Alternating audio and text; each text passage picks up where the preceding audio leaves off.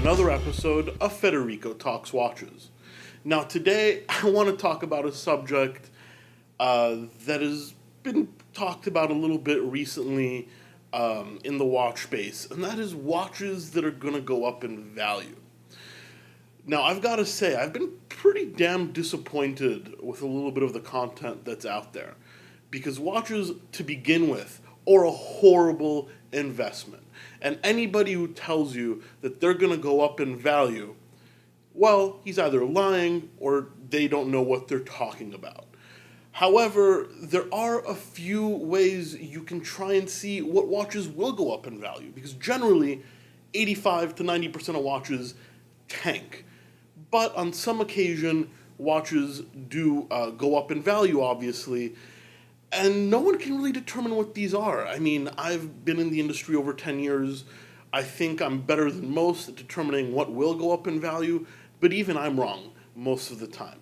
But I've come up with 5 universal kind of things you should look at to help you determine whether this so-called watch will go up in value to begin with. But as I said, they're a terrible investment, generally. However, it is nice if you can buy something that'll hold or even make you a couple of bucks, but you really shouldn't count on it.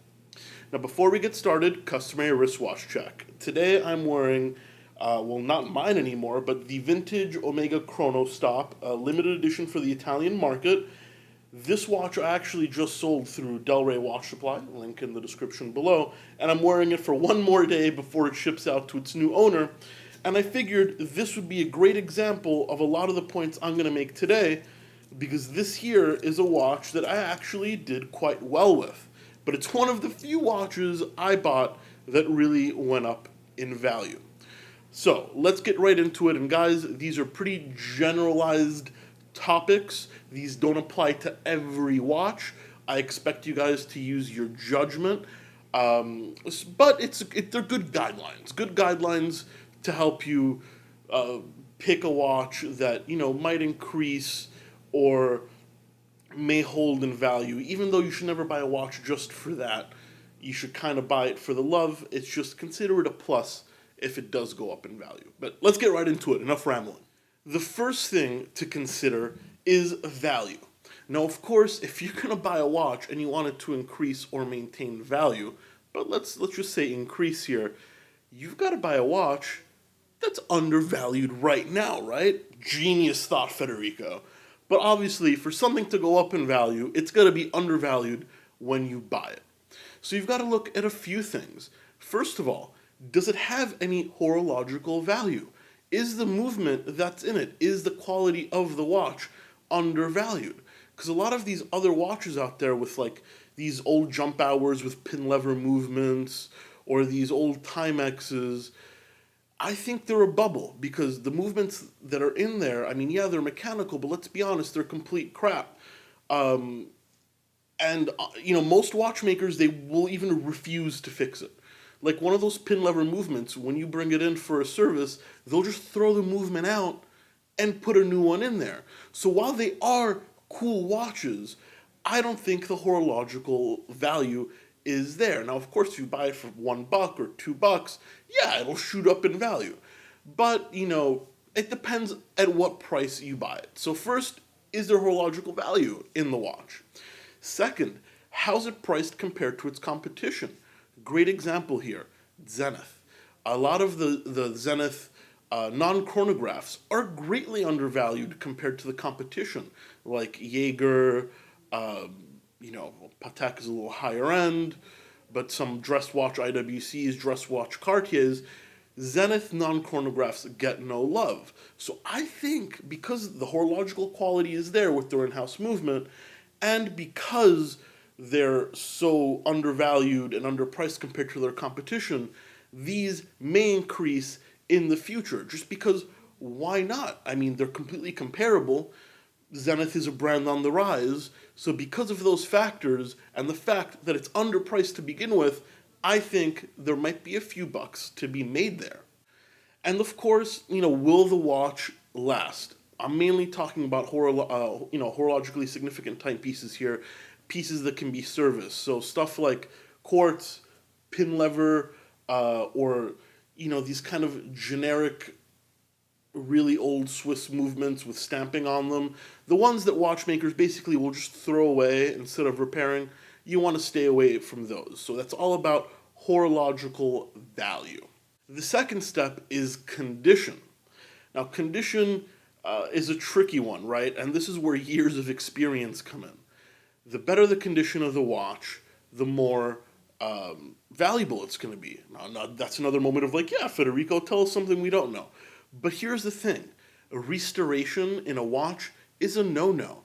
Beautifully restored dial, replaced hands, like new bezel. All of these are the kiss of death. It can make a $1,000 watch be worth $200 real quick.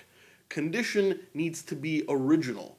Restored dials, listen, nothing wrong with them. I'd buy it if it was really cheap and it was just something fun, but in terms of value and it going up, completely worthless. So then you might find some watches with damage, or some people may say patina. Now, what is the difference between damage and patina? Well, for example, on this watch, the dial is heavily patinaed. What's the difference? Now, I think the difference is symmetry. It's not just damaged in one part of the dial, it's damaged throughout the dial, which gives it a symmetrical look.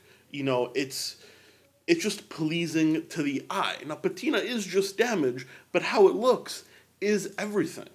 Also, has it been polished? Have they used original parts? Is the watch complete? Once again, this watch, complete bracelet, all original parts, but some old Datejust with aftermarket bracelets, it's just not worth the same. So you want to take a look that nothing's been restored or refinished, that it's as original as possible, and that the condition is as complete with all the accessories as possible. If there is damage, make sure that it's appealing to the eye and symmetrical.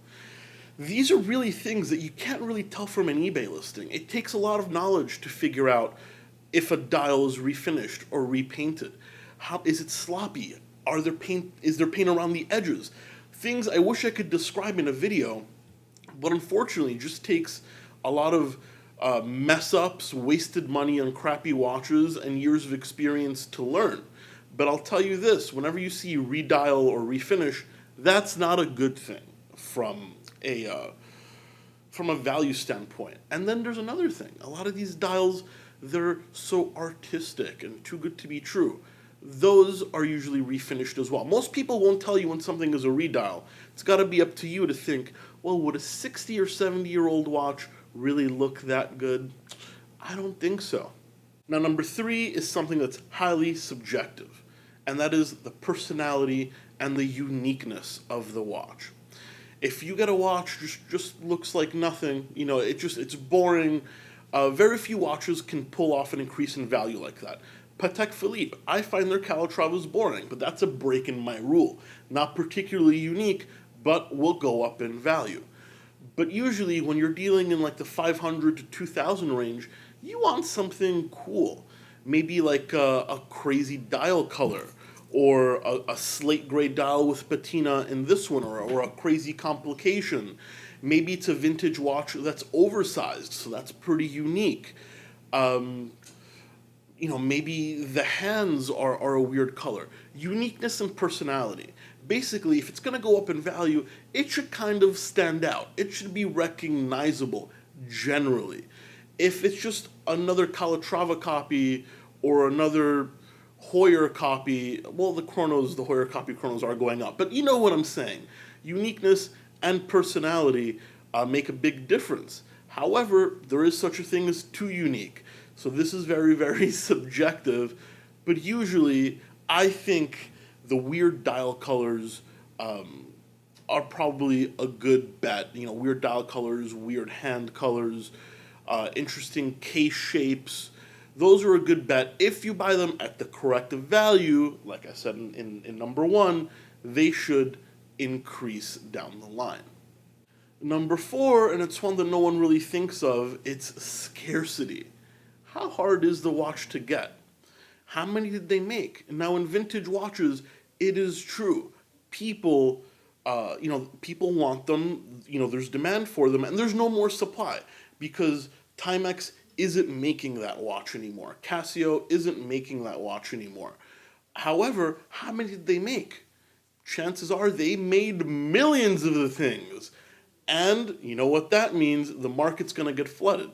So you need to buy those really cheap for that to make sense. Whereas if it's a limited edition, like an Amvox 2 by Jaeger, they probably made less than 5,000 of those. And they're all sold out. So they'll only come up every so often. Scarcity is a thing. It's simple economics, supply and demand. How badly do people want it? How many did they make? Generally, the higher the supply, the worse it is. I mean, not generally. I think it's like 99.9% of the times in all these cases. However, just because you don't see a watch today, just because you don't see that Seiko today on eBay, doesn't mean there won't be 90 of them next week. None of these were made in limited batches. All of these were made in the tens, hundreds of thousands, or even millions of units. So guys, if you're gonna buy these watches, buy them cheap. Nothing wrong with them, the quality's there. But going up in value, it's all about scarcity. This is non-negotiable. And 5, and probably my least favorite, but one that is very, very true, is perception. Unfortunately, I think this is the most important item on this list. How is the brand perceived? Is it cool right now? Do people want it? And there can be many effects of this. Let's look at Universal Genève. When Ben Clymer from Hodinkee, great writer by the way, don't agree with everything he says, but great writer, he made, single-handedly almost, Universal Genève chronographs super cool. I mean, those could be picked up for $2,000 to $3,000. Now, good luck trying to pick one up under $6,000. What did that mean? Now, people can't afford the Universal Genève chronos. So what do? They buy the non-chronos, the pole routers. That was a $400 or $500 watch. Now, they can be up to $2,000, $3,000, $4,000. All because Hodinkee blew up the vintage chronograph market. And you know what? It picked up and everybody agrees. Now you can find some really crappy vintage chronos which were $200, $200 in 2005. They're all of a sudden $3,000. Why? Because the public perception is that they're really, really cool. Is this a bubble? I don't know, because once again, scarcity, right? They're not making any more of these. So while the value may dip a little bit, I do think ultimately these will hold value, especially if they're kind of a modern size. Also, what is the brand perception? Rolex, why is Rolex number 1? Because perception says they're number 1. Because they're the best watch in the world, perceived by the public. Whether that's true or not is something different. So as you can see, perception, either by influencers, which gives something perceived value, or by the general public to begin with, is probably the main factor that makes the value of watches go up. Guys, this is a very generalized video, and as I said, most of the times watches are horrible, horrible investments. But in the times of Paul Newman Daytona's going for 15 million, FP Journe's going for over 1 million, bloggers saying you can double your money with watches, this needed to be talked about. Please don't ever go into a watch thinking about making money on it. 9 times out of 10, you will lose. But if you're smart about it and you pay the right price, you never know when you can hit a winner. Guys, thank you so much for watching another episode of Federico Talks Watches. Please don't forget to like and subscribe if you enjoy the video. It really does help. And check out Delray Watch Supply, the website where I sell pre-owned watches. DelrayWatch.com, link in the description. Thanks so much, and I'll catch you in the next one. Take care.